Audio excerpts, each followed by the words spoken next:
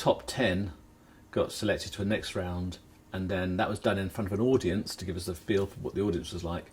And we were all asked exactly the same questions, so there was no feeling of any bias or easy questions. And the top 4 went through. You can't try to second guess what they're going to ask, because you can't do that.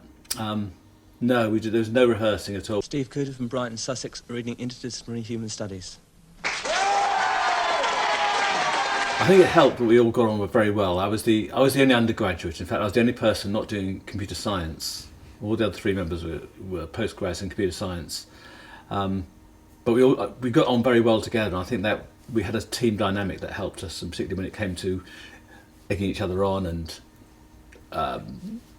conferring and answering. The only strategy we had was to answer questions quickly and take a gamble rather than being sure. Because we started off by taking about a few of our friends came along to help support, and as we got further into the competition, we started taking more and more people, and I think at the end we had a coachload of people going there to cheer us on. And you got recognised, and I got recognised, and you going around the university. In those days, you had to win 3 first round matches to get through, and we won our first 3 with remarkable ease. And I thought after that, we thought, well, actually we might have a chance here.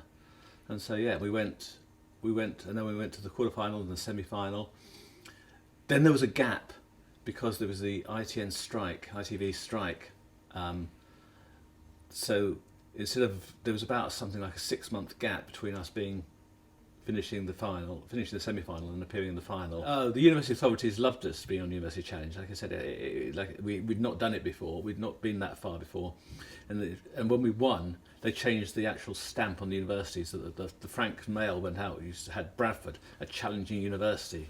There were several prizes. In fact, there was a prize for the university, which were 2 Hockney prints. We had some money to spend, and we chose to spend on Hockney prints. And David Hockney threw in another one free of charge.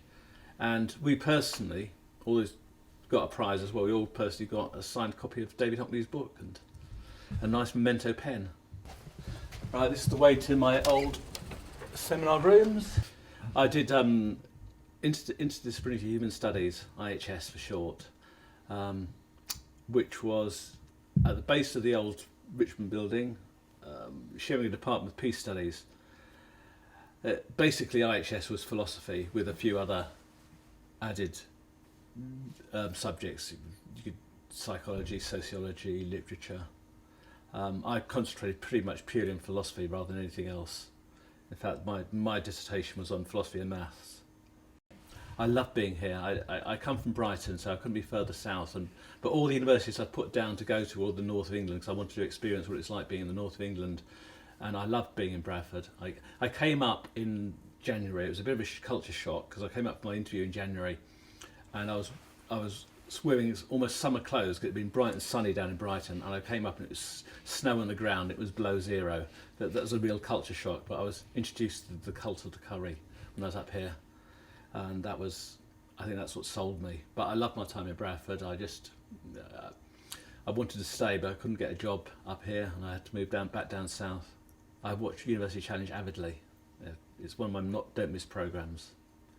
I think Jeremy Paxman is much more easygoing on the contestants than Bamber Gascoigne used to be. He gives them much longer to answer than we used to have.